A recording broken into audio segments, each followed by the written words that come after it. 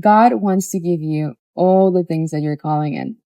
All the love, all the abundance, all the play, all the juiciness, all the yumminess, all the good things in life. But if you insist, my friend, that you're not worthy, if you insist with your judgment, if you insist with your pride, Godhead cannot get to you. The access to the kingdom, you need the utmost humility and innocence of the sweetest child, the discernment of a wolf, because it's not that you're surrendering to just any soul. You have to have discernment and intuition for the gifts that want to come your way, but you have to open the door, right? To open the door to receive them. So discernment of a wolf. Yet balance that with the innocence and the open heartedness of the sweetest child. Just like a flower, just like a lotus. Deliciousness, curiosity. Curiosity is the cure for judgment. Anytime you feel called to judge, the flinch of the energies arise, and I'm going to judge that appearance because that cannot be how it is, because I have to filter my own unworthiness, my own self-judgments to whatever it is that is appearing. Pause. How can I see this with the eyes of the utmost innocence, with the curiosity of a child? Doesn't mean you're going to allow everything and every soul to your reality, to your field of experiencing. Again, discernment of the wolf. Yet you're open-hearted to have the curiosity. Is this what I'm calling in?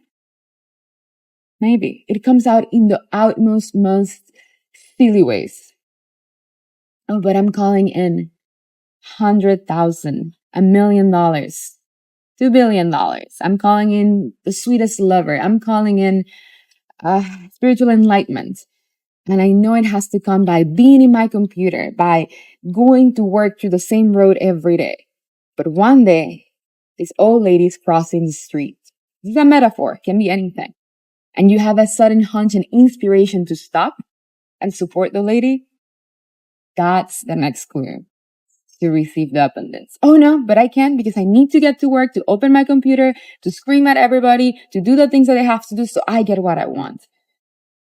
God wants to give you everything you want, but He's going to send you tests. It's going to send you some crossroads. It's going to send you some clues. It's going to filter out those realities to see if you have the humility and the karmic merit to receive those things.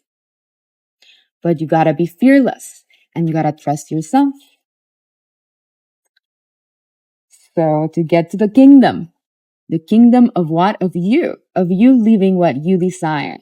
Your heart's desire, of you living your preferred movie, of you being in ecstatic bliss every second of your existence.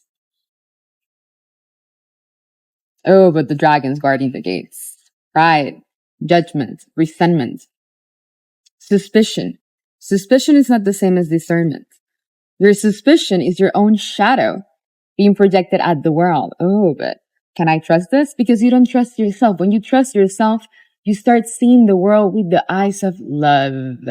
And not romantic love or personal love. Divine love. God's love. And the intuitive response to every scene is the perfect reflection for the highest possible outcome for everybody included in your movie. So don't expect the gifts to just be shoved down your throat. You gotta open your mouth, right? That's a bit graphic, but it's the truth. Of the moment. Listen to that. Everything you agree to in the moment, that's the truth of your moment. You're the producer, director, narrator, and main participant of your movie of reality. So whatever you say that's true for you, it's true. So every single truth is true by its level of perception. But are you having fun in your truth? Are you enjoying your reality? Or are you giving your power away to anybody else that has a different story and agenda of you? And then you choose that out of not being certain about your own gutness. Gutness, a likeness, doesn't mean you're God, because that's also a hindrance. Some people just realize this and then trip in gut realization, and I am the God of the world. Fuck that.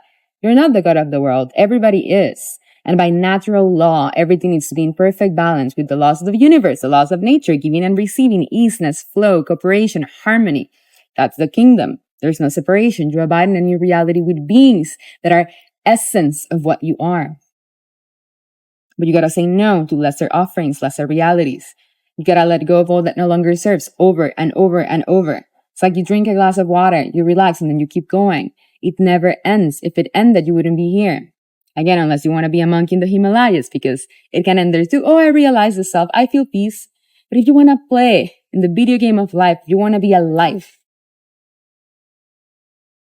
You want to be the monk that kept its Ferrari. By Ferrari, I mean the symbol of your realization, the symbol of any material abundance that you want in your world.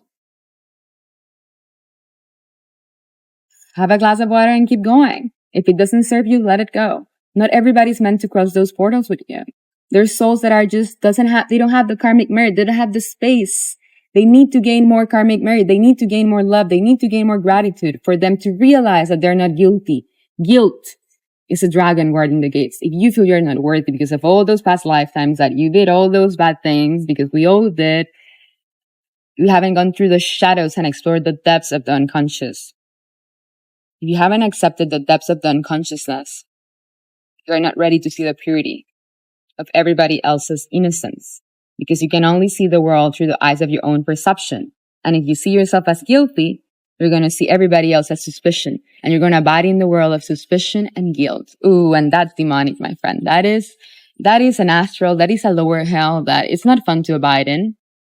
But when you're not guilty, when you feel worthy and deserving, you open the gates and the light of God flows through you, and you give and receive in harmony, fearless, aliveness, beauty, essence. The truth of the moment, being able to be malleable to whatever arises in the next moment and the next moment and the next moment. And then you're not a thing. You're not even a who, you're a what. What quality of consciousness you want to experience every moment. And you're free forever.